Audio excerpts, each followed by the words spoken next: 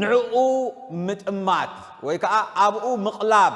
أبز بلا رأستي كنزرار بينا لهم معنتي شوعة نتبتاتي كنزاربكم أبزن شوعة نتبتات دما من البات كان مصحف قدوس كفلي ثلاثة خفلي وأربعة خفلي تنكل تخفلي تمساسلتين جن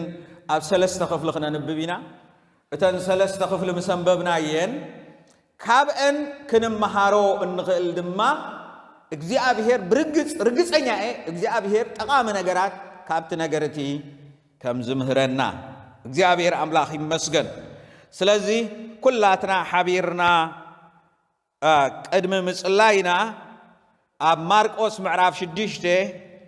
ፍቅድ 35 ነውጽእሞ ኩላትና ነዛ ቃል እዚኣ አንቢብና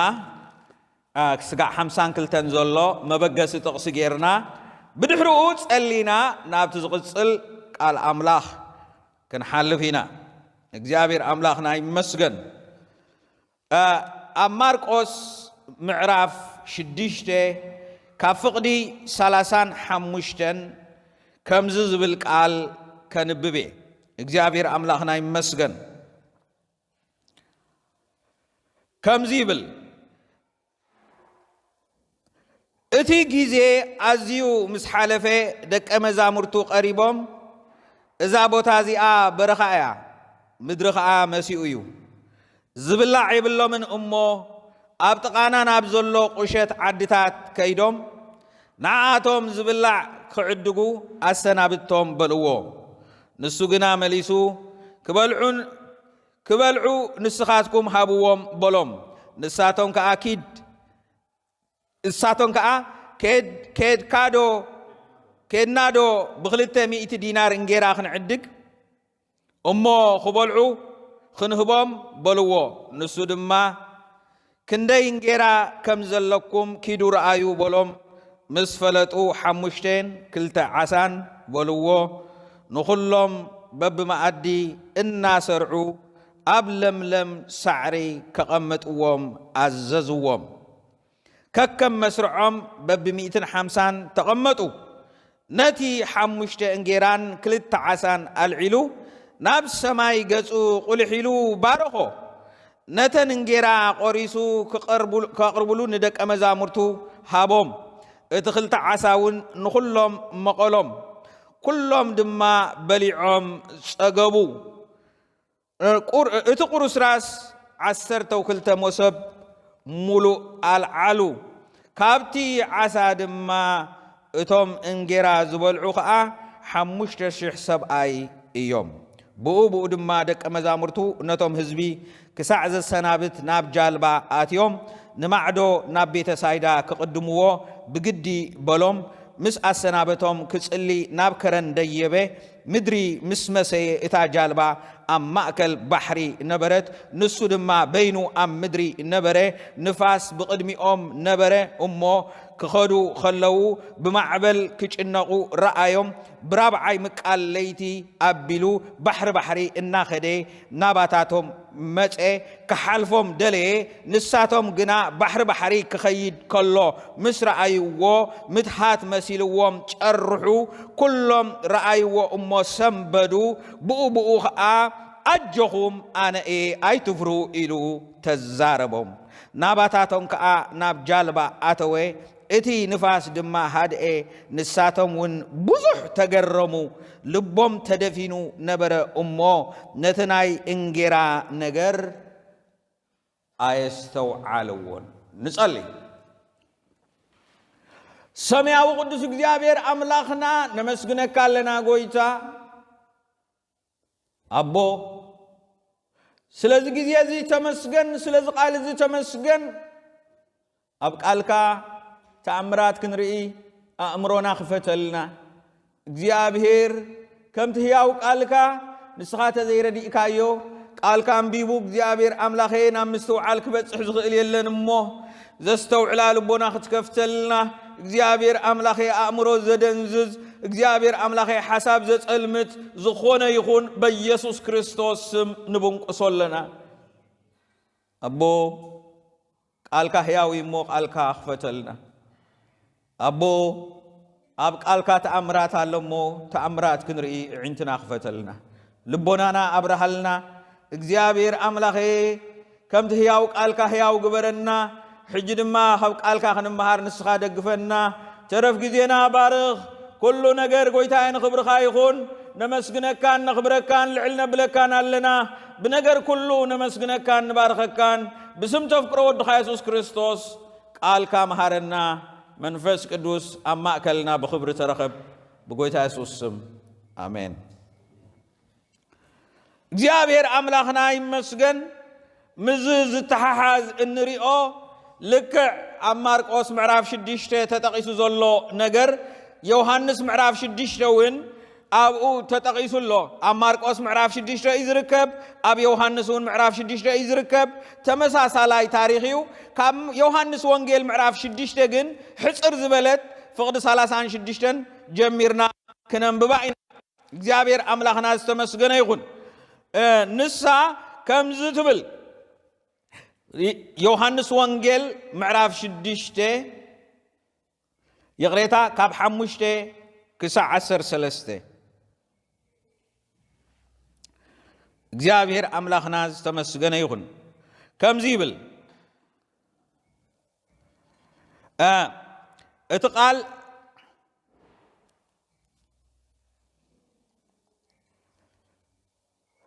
كابربع شعو يسوس أعنتو قح أبلو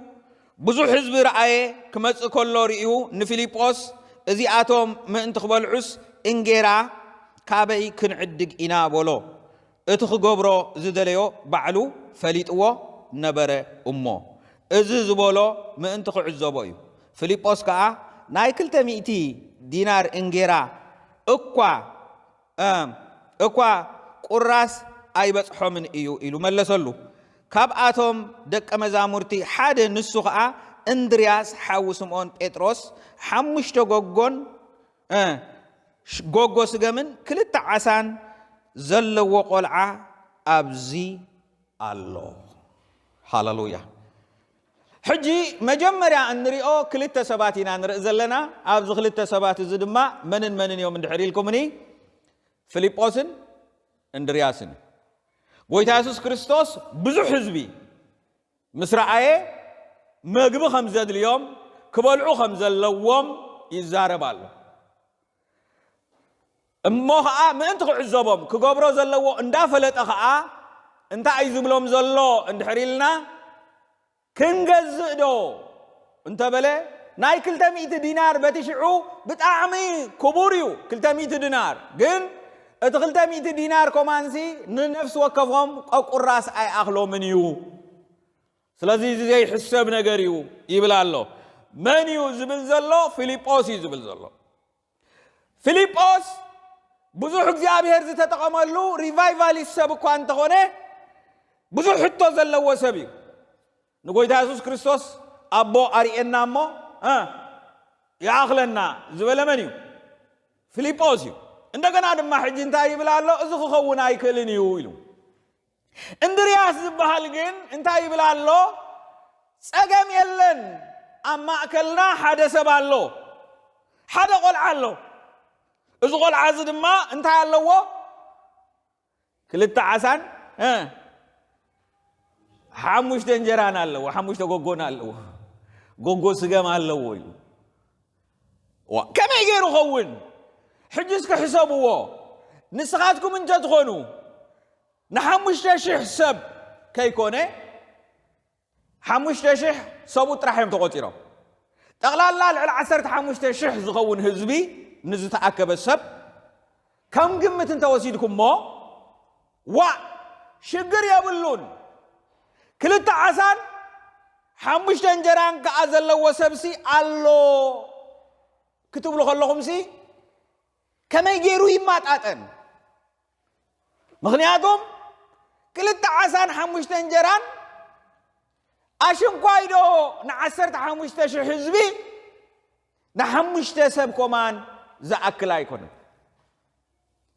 سلازي فيليبوس زي كاليو زي حسابيو يبلالو نغرغن اندرياس نو كلتسب كلت عسان حموش انجران زحاز قلعة أما أكلنا ألو እግዚአብሔር አምላክ ዝተመስገነ ይሁን ሓደ ነገር ጎይታ ኢየሱስ ክርስቶስ ዝገብሮ ነገር እንታይ ይገብር ነይሩ ይፈልጥ ነይሩ እምበኣር ሓደ ነገር ካብዚኣ ክንመሃራ ንኽእል መቀዳመይቲ ነጥቢ ሸውዓተ ነጥቢ ክዛረብ ኢለኩም ኣለኹ ነገር ግን ጎይታ ኢየሱስ ክርስቶስ ሒዝካዮ እትቀርብ ብዙሕ ስለ ዘለካ ወይ ድማ ንስኻ ብዝሰፈርካዮ መስፈሪ ወይ ድማ ብናይ ኣእምሮኻ ተሓሳስባ ሒዝካዮ እትቀርብ ነገር ኣይኮነን እግዚአብሔር ዝጥቀመሉ እግዚአብሔር ዝጥቀመሉ እቲ ዘለካ ሒደት ነገር ንእሽተይ ነገር እንድሕር ደኣ ኣቕሪብካ በቲ ኣባኻ ዘሎ እንድሕር ደኣ ኣቕሪብካሉ ንጎይታ እግዚአብሔር ብኡ እዩ ዝጥቀም أي بالليل إلكا سوء أنت إلكا جن إجابير أبي ودكا أي سرهن أستبلو إتي حنتي دينار ويكا حنت مغلي تستوهبت توصب أي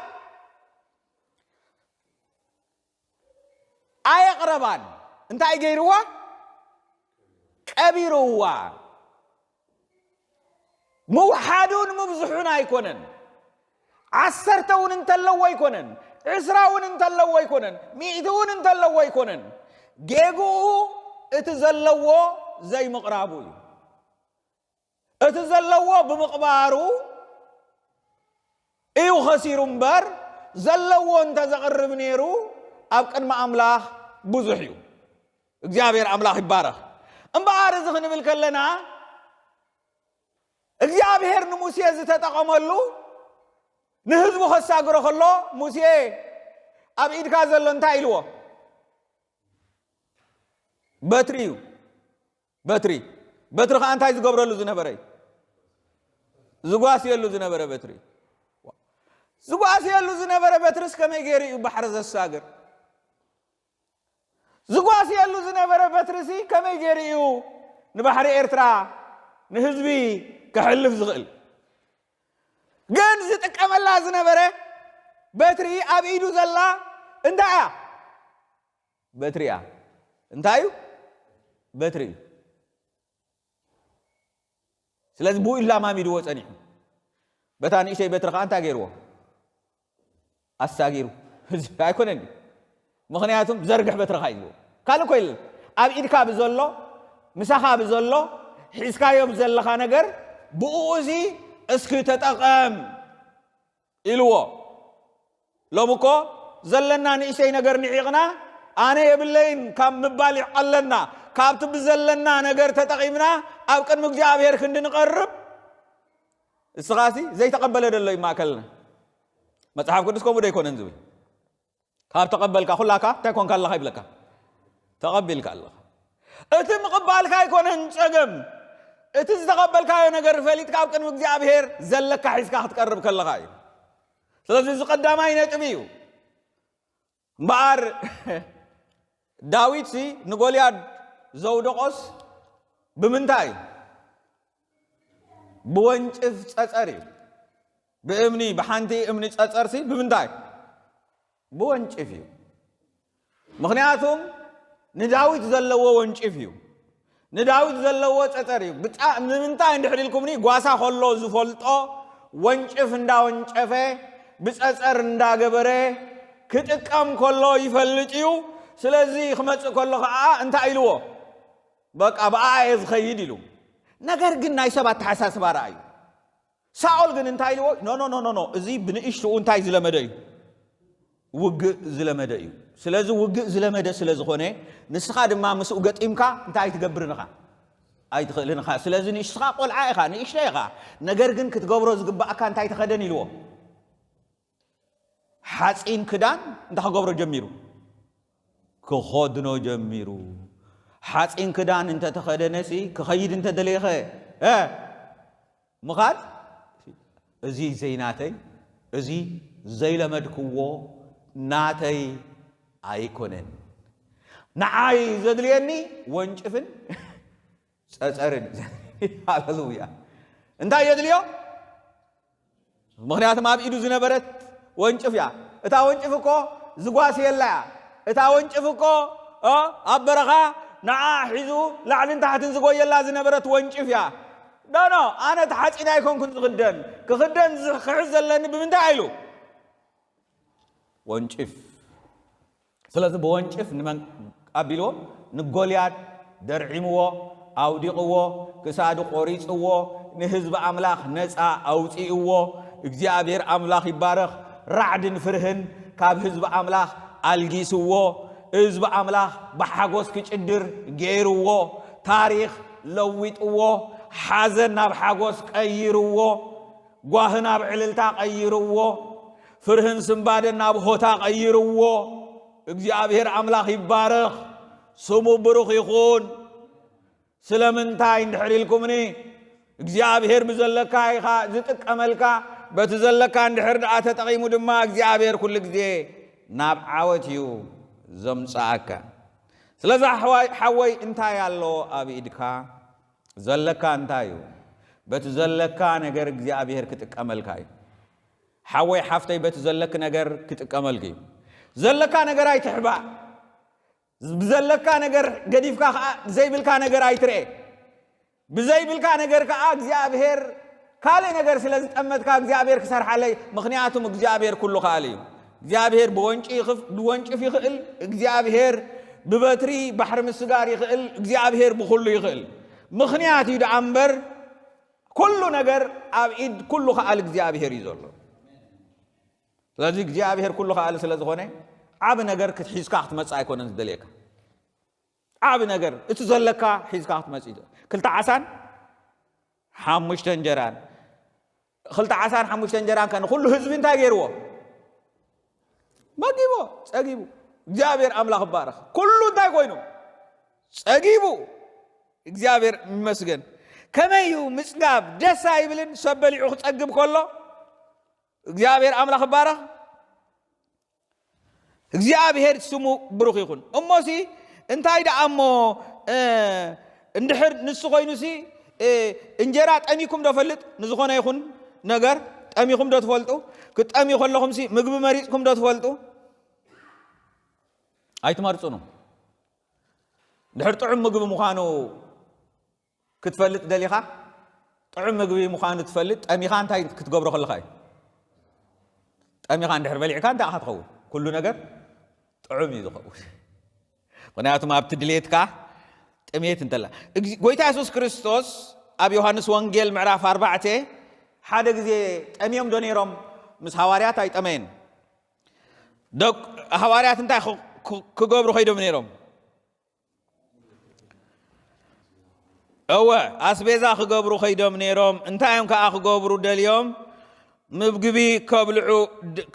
ክገዝኡ ምስ ከዱ ንሱ ከዓ ኣብ ምንታይ ጸኒሕዎም እወ ምስ ሓንቲ ሰበይቲ ክዛረብ ምስ ጸንሖ ምስታ ሳምራዊት ሰበይቲ እንታይ ኢልዎም እታ ኩሉ ምስ ተዘራረቡ እሳቶም ሓንቲ ቃል ተዛሪቦሞም ከምዚ ኢሎም ምስ ተዛረባ ንሳ ምስ ኣበለት ሓዋርያት ዝተዛረብዎ ኣብ ቁፅሪ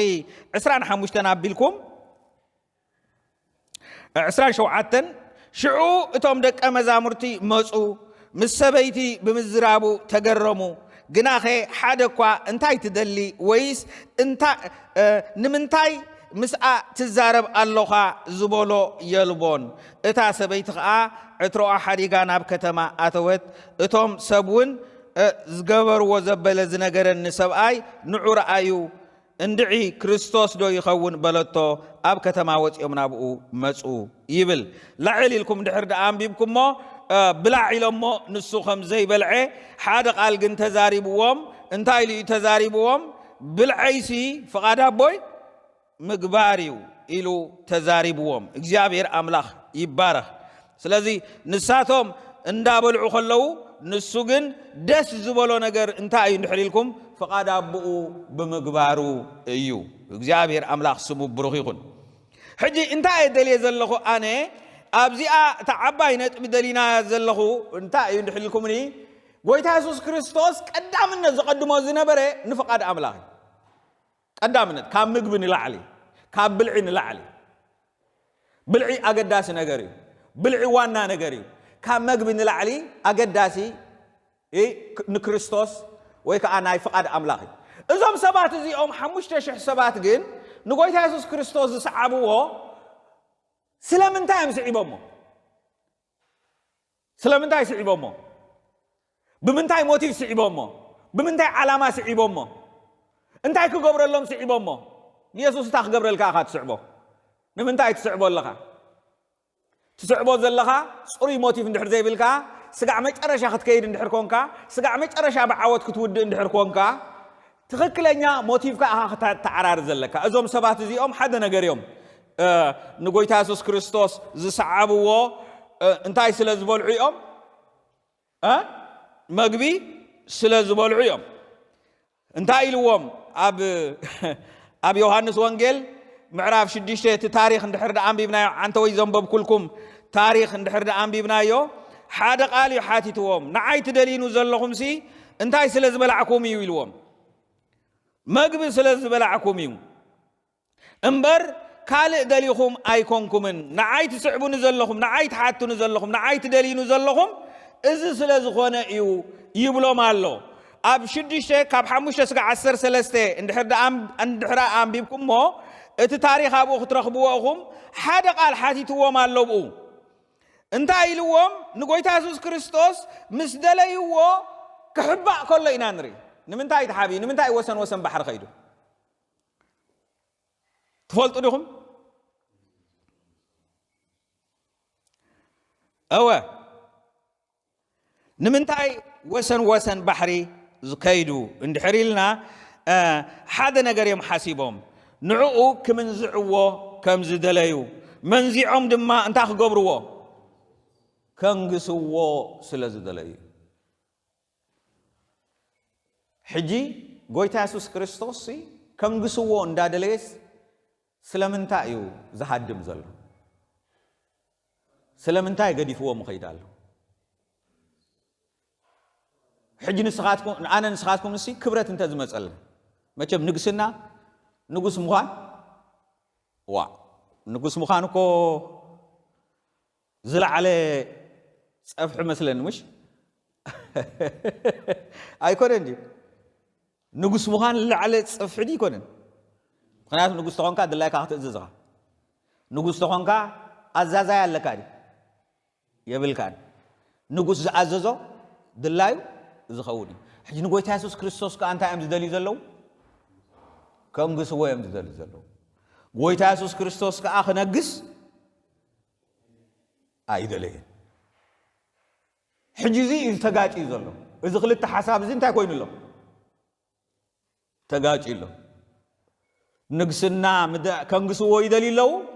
ንሶም ግን ከንግስዎ ዝደለዩ ንምንታይ ዝብላዕ ስለ ዘብልዖም ኩሉ ግዜ እንታይ ክገብረሎም ከምዚ ንጉስ እዚ ተረኣዩ ይፈልጥን ወይ ክልተ ዓሳን 5 እንጀራን ኩሉ ግዜ እንዳባዝሐ እንታይ ዝገብር ዘብልዕ ከምዚ ንጉስ እዚ ኣበይ ክርከብ ኣበይ ዓለም ክረአ ስለዚ እዚ ዘንገስካዮ ዳ መን ክትንግስ ስለዚ ነዚ ክነንግሶ ኣለና ነዚ ኢና ክነንግሶ ዘለና ነዚ እንድሕር አንጊስናዮ ኣብ ዓድና ኢኮኖሚ እንታይ ክኸውን እዩ ላዕሊ ዝጠሚ ሰብ ኣይክህሉን እዩ ዝሽገር ሰብ ኣይክህሉን እዩ ምክንያቱም ብፃዕሪ ሰብ ጣዕ እንዳበለ ኢኮኖሚ ክዕቢ እዚ ደኣ ፀፀልዩ በባሪኹ 5 እንጀራን 2 ዓሳን እንታይ ክገብሮ ነዛ ኩላ ህዝቢ እስራኤል እንታይ ክገብሮ እዩ እዚ ዘይነገሰ ደኣ መን ክነግስ እዚ ዘይነገሰ ደኣ መን ክነግስ ከንግስዎ ኣለዎም እምበር ኢየሱስ ግን እንታይ ይብላ ኣሎ እምቢልዎም ወሰን ባሕሪ ካብኦም ተሓዲሙ ጠፊኡ ክኸይድ ከሎ ክእላ ከሎ ኢና ንርኢ እቲ ታሪኽ ኣክልቲኡ ተጠቒሱ ኣሎ ማርቆስ 6 ዮሐንስ ወንጌል ምዕራፍ 6 ትረኽብዎ ኢኹም እቲ ታሪኽ ብምሉእ ንምንታይ መስለኩም ጎይታ ኢየሱስ ክርስቶስ እምቢ ዝበለ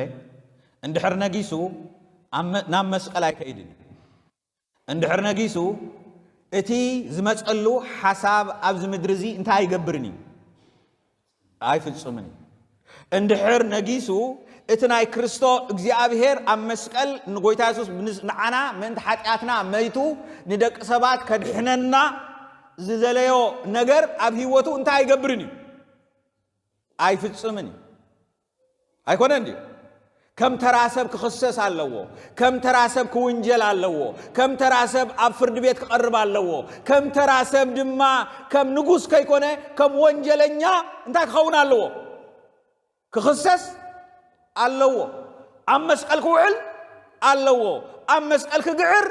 ኣለዎ ንዓይ ንዓኻትኩም ከድሕን ኣለዎ ነገር ግን እዛ ፍቃድ እዚኣ መግቡያ እዛ ፍቃድ እዚኣ ምስሑያ ስለዚህ እንታይ ኢሉ ካብ መጀመርያ ኦ ጎይታ ኣብ ጌተ ሰማንያ ክጽሎ ከሎሲ እዚኣ ጽዋዕ እዚኣ ካብ ማን ትሕለፍ ካባይ ትሕለፍ ነገር ግን ከም እንታይ ትኹን كم فقاد كامبر كم فقادي أيهون مغنياتهم قويت يسوع كريستوس دلايكم كبرت هابوه دلايكم مجبه هابوه دلايكم نجران سولو دلايكم كنتا تقربلو نعو مجبو نعو مسحو نعو خبرته نعو تقدم أي نجر فقاد أبو مجباريو أنا هنا أبزام درسي عزمة أخون تخبري فقاد أملاك كجبري السوت راح كوي كونن سيطانون كجاجيو مسيو سيطانون انتايلوه انت سجد كالليسي انتاي كبكاي إذا خل عالم سي بخبرت انت خجبركاي كبكايلو حجي انتاي أريئو ندحريلكم ناي عالم ناي مدري نجستات انتاي أريئو كبرتهم بقى تناي نجستات كبرت يريئو حجي سيطانون بز خبرت الحجرة يخم نايمن حساب ينيرو نايتهم سبات حساب نايمن حساب نيرو بقى مخناتهم سيطانون انت عايز دلي زلو كبرت اللو نقسنا اللو زوفان اللو كتنقسيخا يزبلو زلو الساعتهم كأخنا نقسكاينا يوم زبلو زلو إذ يوم كلهم زسما محوة زلو قويت يسوع كريستوس كأنصارهم يززارب زلو نويلو بينو يحدم اللو نويلو ربا بحر خيد اللو نويلو قديفوهم خيد اللو نمنتاي ندحر لكم أنا فقاد أبوي كجبر متاعكو أو قويتا فقاد كامبر فقادي أيخون سلازو فقاد أملاك كله نجاري بلز فقاد أملاك ببزحي والسنينيو حمش تشح سلازلو عسر تشح سلازخونو بقو أي مززنينيو فقاد أملاك كمان من العلي بلز فقاد أملاك دلا يخون لعل خليو بزحات سبات نفقاد أملاك كيقبل وخول يوم حدث فقاد أملاك ندحر تقبل وخول يوم فقاد أملاك كبوريو نحنا أنا نسخاتكم إن فقاد أملاك النبرمبر نجزار سنا حساب ننايسب حساب نخبرت حساب نخبرتنا وين زخونه يكون حساب كنبر فقادو يكونن እግዚአብሔር አምላክና ይመስገን ስለዚህ እዚ እንሪኦ ካብ ኢየሱስ እንመሃሮ ሓደ እንታይና እንመሃር እንድሕልኩም ካብ ኢየሱስ እንመሃሮ فقاد አብኡ ናይ ምግባር ካብ ክብረት ንላዕሊ ንጎይታ ኢየሱስ ክርስቶስ فقاد አብኡ ክርኢ ሙኻኑ ኢና እንርኢ ኣብ ማርቆስ ምዕራፍ 6 ውን ክኸይድ ከሎ ንሱ ምስተዓለየ ካብኦም ምስተዓለየ ንሳቶም ናብ ምንታይ ኣትዮም ይብለና ናብ መርከብ ኣትዮም ናብ ታጃልቦኦም ምስኣተው ታጃልቦኦም ከዓ እንታይ ወሲዱዋ ማዕበል ወሲዱ ናብ ምንታይ እትይዋ ኣብቲ ማእከል ኣብፂሕዋ ማእከል ምስእተዋ ሕጂ ኣብቲ ማእከል ምኮኑ ከዓ እንታይ ተፈጢሩ እንድሕሪልኩም ንኸዓ ሕቶ ተፈጢሩ ጎይታ ኢየሱስ ክርስቶስ እንዳረኣዮም ከም ዘይረኣዮም كحلف كله إنا نري دحري انتهى يخونا له أب ماركوس معرف شديشته كفقدي سالسان حمشتن عند حرد أم بيبنا يو كم زوجل كالينا نركب كم بقولكم يا سالسان عرب يسوع مس وقت بزح حزب رأيه حلا وخمسة يبلن قفعات مسرعيه تحتي الله كبر بعن حمشتن يقريتها كبر بعن حمشتن كم برو بو دما دك أمزامرتو نتوم حزبي كسعز السنابت ناب جلبا آتيوم ناب معدو ناب بيت سايدا كقدمهم بجد بلوم حج قوي تاسوس كريستوس ينتهي لهم بقدي لوم كيدو يلوم حجي تفلاليهم نساتهم ناب جالبة آتيهم مدر مسمسه اتا جالبة أماكل بحري نبرت نسود ما بينو أم مدر نبره نفاس بقديم نبره كم أمو كخدو خلو معبل كش إنقو رأيهم براب عاي مكان ليت أبلو بحري إنا خده نباتاتهم مسئ كحالفهم دلي نساتهم جنا بحري كخيد كله مصر أيوة مدحات مسيلوهم أرحو كلهم رأيوا أمه سنبدو بو خا أجهم أنا إيه أي تفرو إلو تزاربهم نباتاتهم أبجال بأتوه اتنفاس دما هاد إيه نساتهم ونبزح تجرمو لبهم تدفينو نبرمو اتي ناي انجرا نجر أستو علون زجر موكمي إذا تأمرات إذا خاب زخونسي ناي ساعاتي أبجال باز أتزلوا أترن تاي كوين الله كل التعسان خموش تنجران تاي كوينو مالو بليعو مالو أب ساعات كأن تاي كوين الله لو تمت الله انتاي قبر الله نساتهم سي نتي قد ساعات زتقبرس انت قبر وي كالو كستوعل وي كالو أيقر موكم انتاي تدفينو نيرو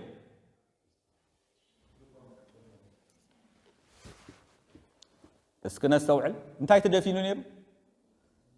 لبهم تدفينو نيرو كامنا عملاح نجر كتفلت دلايو يخونا اغزابير نجر كتدنق تقل لبخ خفت كله لب النحر تدفينو موتي تس تعمرات يخون نفساتي الحانا اغزابير ابزيك سرح نع خير رايكان سخات قبر اوكي على خالي ترديكمني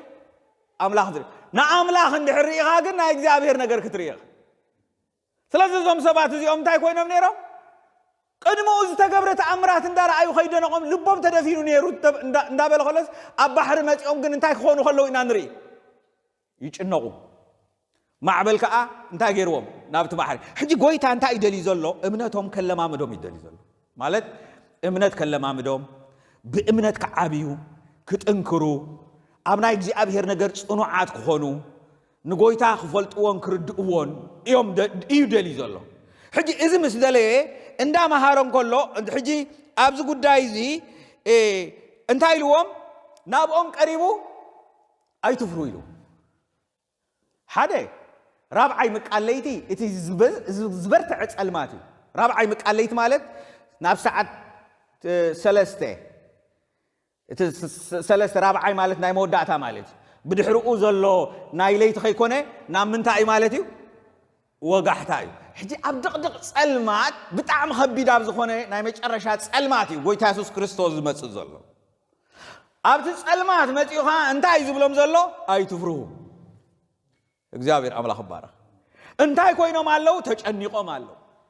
እንታይ ኮይኖም አለው በማዕበል ተጨኒቆም አለው እንታይ ኮይኖም አለው ማዕበል ከናይ ምንታይ ኩነታት እንድሕልልኩም ናይ ፈተራ ናይ ዝተፈላለ አብነት እዩ አነ ንስኻትኩምን አብዛ ዓለም እዚኣ ንጎይታ ኢየሱስ ክርስቶስ እንዳሰዓብናዮ ከለና ብዝተፈላለ መንገድ ክትሓልፉ ትኽእሉ ኢኹም መከራ ከጋጥመኩም ይኽእል እዩ ማዕበል ከጋጥመኩም ይኽእል እዩ ዘጨንቕ ነገር ከጋጥመኩም ይኽእል እዩ ኣብ ጥቓኹም ብዝኾነ ነገር ግን ንጎይታ ኢየሱስ ክርስቶስ እንድሕርዳኣ ዘይርኢኹም ኣይከውን እዩ ሽዑ እንታይ ኢልዎ ጎይታ ኢየሱስ ክርስቶስ ኣብዚ ታሪኽ እዚ እንድሕርዳኣ አንቢብኩሞ ሽዑ ንሽዑ ምትሃት መሲልዎም እንታይ እዩ ዝመስሎም ዘሎ ዝመጽእ ዘሎ ካልእ እዩ እንታይ እዩ ዝመጽእ ዘሎ ምትሃት ከምዚ ዝኾነ ነገር ይመስልዎም هو መንፈስ وخالي منفس عينت እግዚአብሔር ከይኮነሲ ካል መንፈስ መስልዎም ወይ ናይ ሸይጣን ዲ ወይ ደቅ ሕድርትና ዲዮም ወይ ገለታት ከም ዝባሃል ከም ዝናይ ዝዓድና ዝኾነ ነገር ዘሰንብት ነገር መንፈስ መስልዎም ሕጂ እንታይ ኢልዎም ግን ኢሎ ብዙሕ ሰባት ጴጥሮስ ሽዑ ተዛሪቡ ኦ ጎይታ ንስኻ እንትኾንካስ በቃ ንዓበለን ሕጂ ብዙሕ እንታይ ዝባ ኖ ጴጥሮስ ቀዳምነት ስለዝፈርሐ እዩ ስለዚህ ፈራኻ እንታይ ኮይኑ ጎይታ ኢየሱስ ክርስቶስ ዲዩ ምትሃት ዲዩ انت خجبر كرغاغصيو زبل ነገር አለው ሕጂ ጎይታ ኢየሱስ ክርስቶስ ጴጥሮስ ሕቱ እዚ እዋ ትብል እቲ ታሕቶ እንታይ ተርኢ ንስኻ እንተ ኾንካ ማን እንተ ኾንካ ኢየሱስ እንተ ኾንካ እንታይ ግበረኒ ጸዋዕንሞ ክስዕበካ ክመጸካ ኢሉ ሕጂ ከረጋግጸሉ ደልዩ ሕጂ ጎይታ ኢየሱስ ክርስቶስ መንነቱ ይገልጸሎም ደሊ ዘሎ ጎይታ ኢየሱስ ክርስቶስ መንነቱ ተዘይገልጹልካ እትነብሮ ናብራ ዘሴም ናብራ ካትነብር ዕቤት የለን ለውጥ የለን ሕጂ ጎይታ ኢየሱስ ክርስቶስ እንታይ ደሊ ዘሎ ደቀ መዛሙርቱ ክልወጡ ክፈልጥዎ በእምነት ከዓብዩ ብምርዳእ ከዓብዩሞ ኣብ ህይወቶም እንታይ ክትከል ዝጽዕር ዘሎ ለውጥ ክመጽዩ ዝብል እዋ ኣነ ሕጂ እንታይ ግበረኒ ና ኢሉ ምጸውዕና ሕራ ኢሉ كخيد مش جمرة كلتا نجار الله بهوته زقاتمه انتين معبلن يسوسن من الله معبل الله يسوس الله أكدمون تخلت يمزلوا نبي يسوس اندارا آية خيد كله انتين كوينو نجارات سناي كوينو ما يكونن دي مخنيات مان حقي ناي ساينس سب ما بحر خيد ايكلني ابقى لا يسب خيد ايكلني حجم بقار نسخا بقى لا تخير ندحد الله صوع عن مسبلو سخا كله تخيلي خايل حجي نيسوس اندار ايو مسكده انتي እንዳሆነ መጪው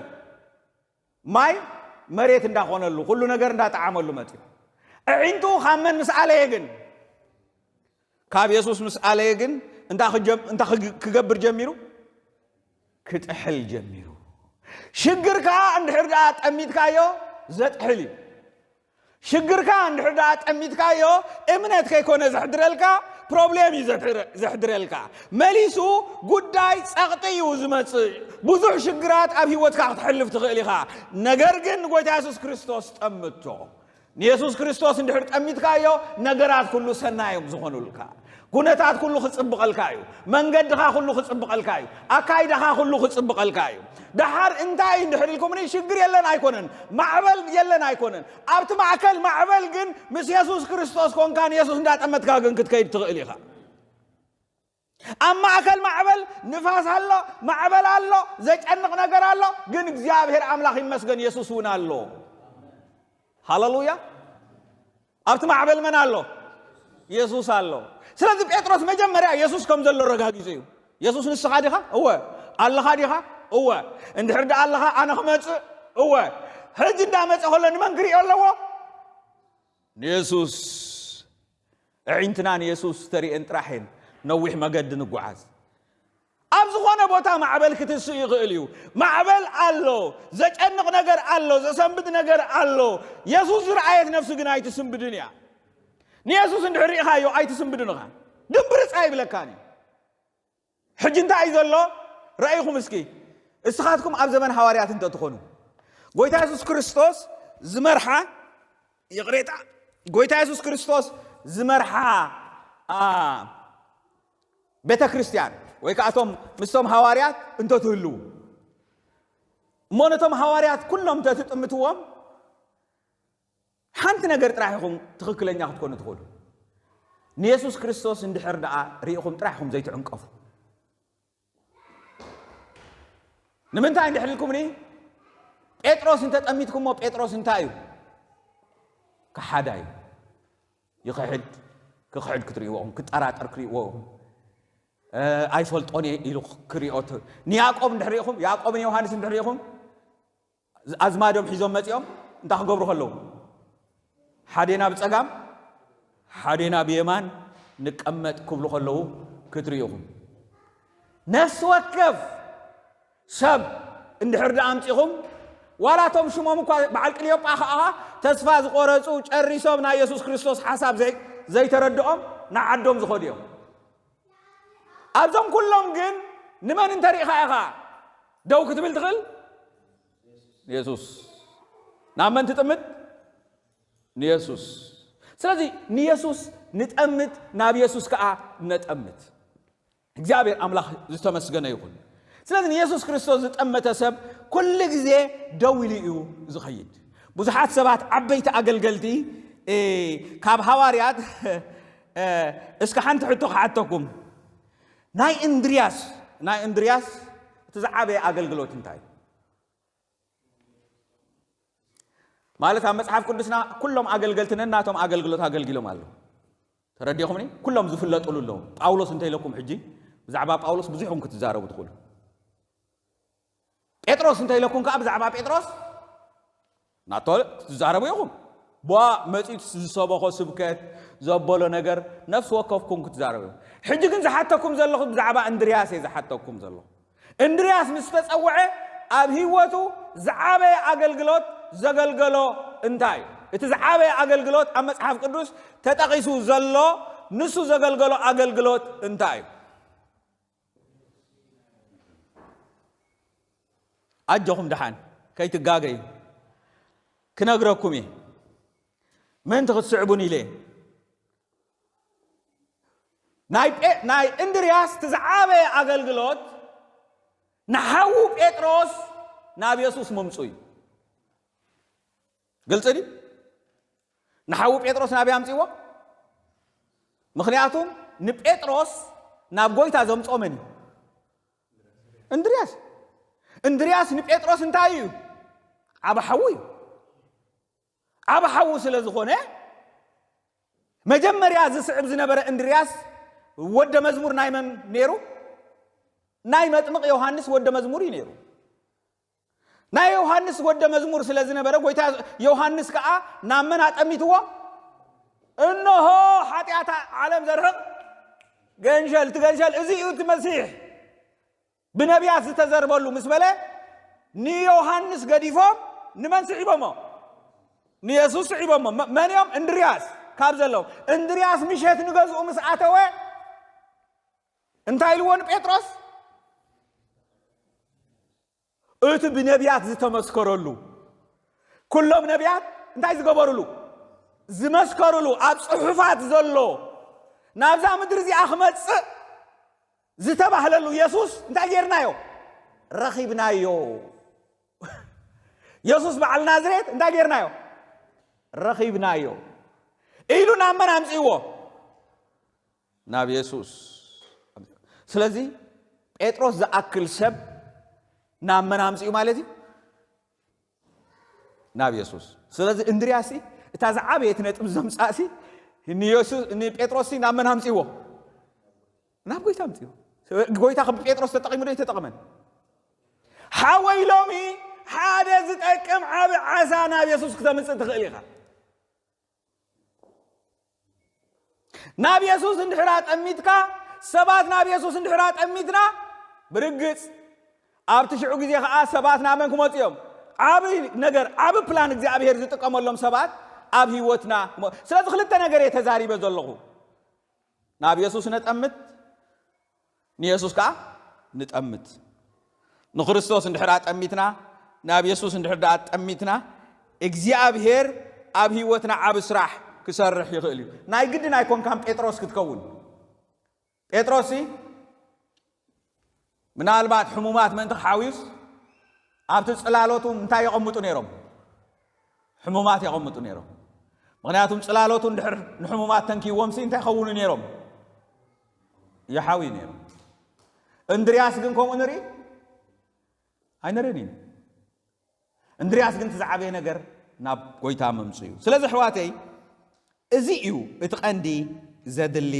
ነገር ጎይታ ዝተመስገነ ይኹን ኣብኡ እንድሕሪኢኹሞ ብፍላይ እንድርያስ ጴጥሮስ ፊልጶስ መን እንታይ እዮም እንድሕር ኢልኩምኒ ደቂ ሓንቲ ቁሸት እዮም ኣብ ሓንቲ ቁሸት ብሓንሳ ዝቕመጡ ዝነበሩ እዮም ድሓር ጴጥሮስ ንጴጥሮስ ምስ ሰምፆ ጎይታ ኢየሱስ ክርስቶስ ርኢዎ ጴጥሮስ ስምዖን ማለት እንታይ ማለት እዩ ሻምብቆ ጴጥሮስ ማለት ስምዖን ማለት እንታይ ማለት እዩ ሻምብቆ ጴጥሮስ ማለት ከ ከውሒ ስለዚ ኣታ ናብኡ ምስ ሰምፆ እንድርያስ ምስ ሰምፆ ርኢ ኣቢልዎ ጎይታ ኢየሱስ ክርስቶስ ከንታይ ኢሉ ተዛሪቡ ንስኻ እንታይ ኢኻ ስምዖን ኢኻ እንታይ ክትከውን ኢኻ ጴጥሮስ ክትባል ስምዖን ኢኻ ማለት እንታይ ማለት እዩ شامبوكو يخا شامبوكو هنتاي زخوني تسبار خالك توالا والاي تاي مسلكم شامبوكو سي لو من ابزي خون صباح نابز خون دهر صباح نابز نفاس نابز نفسو انتاي خون ينفس سلازي سقيلو وكخحد كله صقم يبلو كامن كله صقم يبلو كنغو يسوع كريستوس غديفو خيد كله صقم يبلو كمص كله صقم يبلو نابد الله زخيديو حجي ريو من ريو يسوع هاللويا يسوع يراينا غويتا يبارك هاللويا يسوع كريكا هميسنا يسوع ريو يسوع ريس كل تميتو وشط ريو كل ነገር بملكوታው عينس كلن ريون نو نو نو نو نو نو نسخان تاخد كونغا كوحق تكونغا كيف اخد كونغا بيترا اخد كونغا امني كوحق تكونغا امني انت زي كوني زي نقانا دحاري كتريوهم ابزا خوح زي عاسي انتي كمسرت يلو محبري يلو ايكون ابنتنا يسوع كريستوس يخوين ابنتي سيو حجسي نايتي بيتر كبلو كله كمتي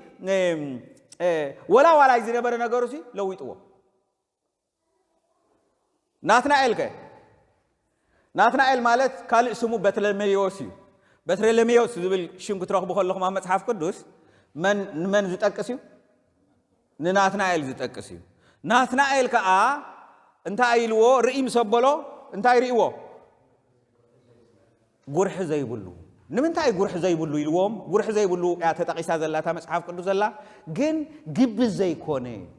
ود سب انت ايزا شغرو دحريلكم تزعابي ነገር ግብዝነት ዋላቶም ፈሪሳውያን እንታይ ዘሸግሮም ነሩ ግብዝነት ማለት እንታይ ማለት እዩ ግብዝነት ማለት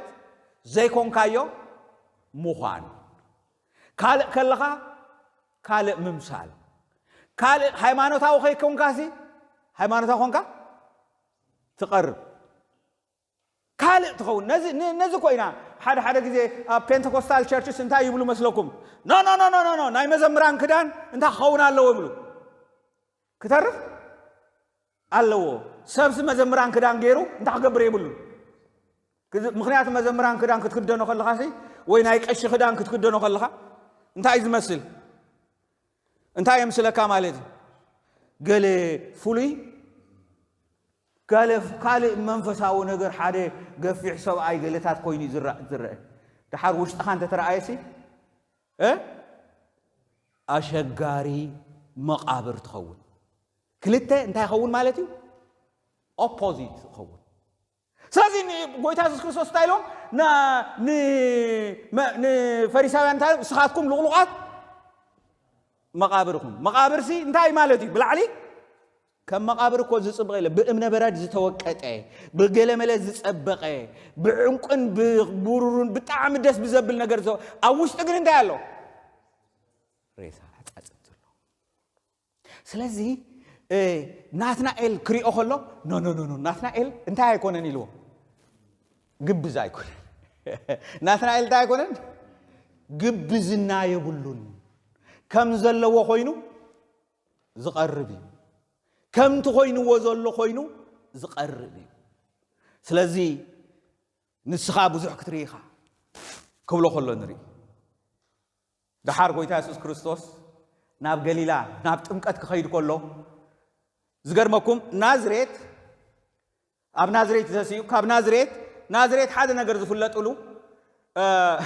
ካብ ናዝሬት ነው ጽቡቅ ነገር ክወጽእ ኽእል ይተባሂሉ ይኮነ እንዴ ናዝሬት ሲ ካብ መጽሐፍ ቅዱስ አዝዮም ዝፍለጥሉ እንታይ እንድሕሪልኩም ንጎይታ ኢየሱስ ክርስቶስ ከጽድፍዎ ዝደለዩ ንጎይታ ኢየሱስ ክርስቶስ ሲ ናምንታይ ከጽድፍዎ ዝደለዩ ናብ ጸድፊ ከጽድፍዎ ዝደለዩ መንዮም ድሓር ካብ ናዝሬት ተበጊሱ ግን ነዋሕ መንገዲኣ ኣነ ከይደ ያለኹ ተጓዒዘ ያለኹ ምስለምለም ብታክሲ ኢና ከይድናያ መንገዳ ብምልእ ታሪኤያ ጉዕዞኣ በእግሪ ተጓዒዝዋ ነዋሕያ እንዳኸደ ኸሎ ንመን ረኺቡ መስለኩም ንፊልጶስ ረኺቡ ንፊልጶስ ካታይልዎ ሰዓበኒ ኢሉ ነጊርዎ ስለዚህ ፊልጶስ ጴጥሮስ እንድርያስ أوه ناتنايل إذيهم دقي قليلة ويك أدق حنتي قشات تردي أخوني أب حنت قشات أنت عايز قبره زقمة الزنوري وانجيل لومي بيكون انجابي هرز دلي نزمادنا أنت مسكيرنا نحونا أنت مسكيرنا نحاد سب ناقويتا أنت مسئنا قويتا زدلي زخونا يخوينا قريبنا نقويتا خن مسكرولي ስለዚህ መጽሐፍ ቅዱስና እዚ ዘሪእና እምበአር ከተቃለለልኩም እግዚአብሔር አምላክና ተመስገነ ይሁን ካብ መጀመሪያ ሓደ ሸውዓተ ነጥብታት ክዛረብ ደልየ ቀዳማይ ናብ ኢየሱስ ንጠምት ኢለ ናብ ኢየሱስ እንድሕር ጠሚትና ኣብ ዝኾነ ይኹን ግዜ ትኽክለኛ መንገዲ ክንከይድ ኢና እቲ ካልኣይ نسبات والنبي يسوع نتأمت نسبات نعم نتأمت نبي يسوع هذا كذي نفيليبوس سبات مسيوم سي نيسوس كندريو ندلل لنا يلمو نفيليبوس كوي بيلمو نبعال زموتهم دحرنا من وسيدوم نبي يسوع نيسوس كيدوم نجيرهم سلذي نبي يسوع نتأمت كل كذي حواريات والنبي يسوع يتأمتون نيرهم سالساي نأمني مخنياتهم نحرزي آمين كا كل كذي ناي ابنة قعزون نحرزي تقعيز كا أشجاريو نقولتا يسوع كريستوس كآمن وو يتبيهم نيرو قولتا سلازم إمانهم كري خلوها كلت عسى حمش تنجرها قربو خلوه ناي من تايل ناينا ناي ابنتيو እግዚአብሔር በተዘለካ ነገር آمين كا أقرب اللو إلناينا قولتا يبارك رابعاي فرهي موجادي እግዚአብሔር أملاك بارك فرهن تنقاقنا نبينهم تفضلت لهم ماسك غبرو نبل ايكون عند حج كوفيد بزي سلازلو ماسك غبرو مالت فرهو مالت لي ننبيني فرهن امنتن ترديهم ني تنقاقن امنتن كالي فرهجن كالي فرهجن انصار امنت اندهر تفرح كونكا انت الله كا مالت ايمن كذا ስለዚህ አፍርሂ ምክንያቱም ማዕበል ምስራኤ ጴጥሮስ ታኮይኑ ፈሪሁ ነተነገርት ምስራኤዮ ፈሪሁ ንኢየሱስ ምስራኤዮ ግን ፍርሂ ኣብ ህይወቱ አይነበረን ስለዚህ አይትፍራህ ኢሉ ካብ ኢየሱስ ከንታይና ንመሃሪል ሓምሻይ አይትፍራህ ኢለ ራብዓይ ሓምሻይ ካብ ኢየሱስ እንታይ ንመሃር ኢየሱስ ፍቃድ አምላክ ካብ ማንም ንላዕልን ንምንታይ ነቢሩ نفقد أملاك النبي مشترينا بسفح كوينا رينا أستوعلكم هيكون السقم لبهم استخفتين جابر أملاك بارك سلزي ويتا يسوع كريستوس كان جسوا وندا دليس نمنتاي دليل نويلو نفقد أملاك نبر نمسك الخير كله ناموت الخير كله نري فقد أملاك كابو سلز عبي شاد شاي كل جابر كابا خاز دليو زلك تقرب እግዚአብሔር ዘይብልካ አይ ሐተካኒ ዘለካ ግን አቅርብ በተዘለካ እግዚአብሔር ክትቀም ይኽእል በተዘለካ ነገር እግዚአብሔር ይጥቀም እግዚአብሔር አውሽጥኻ ዝኾነ ነገር ክልሉ ንገሌኻ ዝማር የሎ ንገሌኻ ናይ አምልኾ ነገር አሎ ንገሌኻ ዝኾነ ክእለት እግዚአብሔር ካብ እግዚአብሔር ዝረኸብካዮ ነገር አሎ እግዚአብሔር ዘለማመደካ ነገር አሎ በት እግዚአብሔር ዘለማመደካ ነገር እግዚአብሔር ክትቀመልካ داويت بوانشفو تتقيموليو نموسيه ببترو تتقيموليو እግዚአብሔር بزلكا كتقملكايو ስለዚህ እግዚአብሔር በተዘለካ كتقملكا ስለዚህ خل نعو حسكا قرب شاوعي ፍልጠት ኢየሱስ ኣብ ህይወትካ خعبي ድልውኩን ማለት ሕጅንታ አሚሎም ጎይታ ኢየሱስ ክርስቶስ አሞዳታስ እንታይ ኮይኖም ተደኒቆም ዝተደነቁ ንምንታይ እዩ እዚ ጎይታ እዚ እንታይ ይእዘዝሉ ኢሎም ንፋሳት ማዕበላት እንታይ ዝገብርዎ እዩ ምክንያቱም ኢየሱስ ክርስቶስ ኣብ ሓደ ነገር ይቀምጥዎ ነይሩ ኢየሱስ ክርስቶስ ገሊኦም መግብ ከመግብ ይኽእል እዩ ይብሉ ገሊኦም ኖ ሕሙም ከሕዊ ይኽእል እዩ ግን ሙት ከተስዕ ኣይክእልን ምክንያቱም ሙት ከተስ እንታይ ይገበርዎን አይራእይዎን ስለዚህ ኢየሱስ ክርስቶስ ክመጽእ ከሎ ሰባት ነናቶም ነገር ይቀምጥሉ ስለዝነበሩ እንታይ ይብሎም ነይሩ ኢየሱስ ባዕሉ ብዛዕባኡ ክሓትት ከሎ ንወዲ ሰብ ሰባት እንታይ ይብሎ እንታይ ዝብሎ እንታይ ይብሎ እስኻ እንታይ ትብሎ ኣነ ንስኻትኩም እንባር መንፈሳዊ ህይወትና ዝፍለጥ ዝልካዕ ንኢየሱስ ክርስቶስ ብምፍላጥና ናይ ኢየሱስ ክርስቶስ ስልጣንን ሓይልን እንድሕር ፈሊጥና እንታይ ኢና ንኸውን ብኡ መሰረት ንጎይታ ንፈልጦ ኣብ ልዕሊ ንፋስን ኣብ ልዕሊ ማዕበላትን ስልጣን ከም ዘለዎ ምስ ፈለጡ እንታይ ኮይኖም ተገሪሞም ብፍላይ ኣብ ካልእ ቦታ እንታይ ዝውን እዝስ መንኮን ምሳኻ ዘሎሲ መንኮን ይኸውን ዶ ትብልኻ ሕጂ ንስብሓት እንዳረኣኽዎሲ እዚ ስብሓት እዚ መንኮን ይኸውን እንድሕር ኢለሲ ንስብሓት ንባዕሉሲ መን ምዃኑ ገና እንታይ ገበርኩን ማለት እዩ ዘይፈልጦ ነገር ኣሎ ብድሕሪት ዘይፈልጦ ነገር ኣሎ ማለት እዩ እምበኣር ንጎይታ ኢየሱስ ክርስቶስ ኩላትና ንፈልጦ ኢና ንብል ገሌና ብድሕነት ንፈልጦ ብድሕነት ስጋዕ ድሕነት ንፈልጦ ኣይኮነ እንዲ ገሌናስ በምልኾ ንፈልጦ ስጋዕ ነምልኾ ኢና ገሌና ኢድና ጣሚርና ኢና ኸውፍ ንብል ገሌና ብዛዕባ ምእዛዝ ስጋዕ ምእዛዝ ንብሎ ገሌና ስጋዕ ዝኾነ ስቴፕ ንብሎ ገሌና ሰለስተ ስጉምትን ኢና ገሌና ግን ጎይታ ኢየሱስ ክርስቶስ ሐዋርያት ባዕሉ ጎይታ ኢየሱስ ክርስቶስ ምእንቲ ክፈልጥዎ እዩ ዝፅዕር ነይሩ ክፈልጥዎ ከፍልጦም ናቱ መንነት ናቱ መለኮታዊ ሓይሊ ናቱ ስልጣን ክትፈ ሕጂ እንታይ ይመስለኩም ዝመልአ ብርጭቆስ ማይ ክትመልኦ ዶ ትኽእል ኣይትኽእልን ናተይ ናታትኩምን ቀንደኛ ጸላኢ መን መስለኩም ባዕላትና ኢና ንምንታይ ይመስለኩም ኣነ ፈሊጠ ብዛዕባ ጎይታ ኢልና ልብና መሊእና እንድሕር ዓፂና ክንፈልጥ ኣይንኽእልን ሰባኽ እንተሰበኸ ኣይርዳኣና ትምህርቲ እንተተማሃርና ምንም ኣይመስለና ንምንታይ መሊእና ኢና እንድሕር መሊእካ በሽኾማን መሊስካ ቀንጥተው እንታይ ዝብል ዘሎ እዚ ግደፎ ግለታት ቀጨው ጨው ጨው ይዝብለካ ዓፂኻ ክትከይርኻ ተሊ ንምንታይ መሊእካ ኣለኻ ኣብ ዝመልእኻ ክመልእ ኣይክእልን ንምንታይ እንድሕር ኢልኩም ግን ጎይታ ኢየሱስ ክርስቶስ ፈሊጥካ ትውድኦ ኣይኮነን ሓንቲ ነገር ክትፈልጥዎ ዘለኩም ንኢየሱስ ክርስቶስ ፈሊጠ ወዲአ እዩ ዝብል ሰብሲ የለን እንታይ ደኣ ሞ እትፈውሱ እንድሕር ኢልኩም ንዑ ናይ ምፍላጥ ነገር ልብና እንታይ ክንገብር ኣለና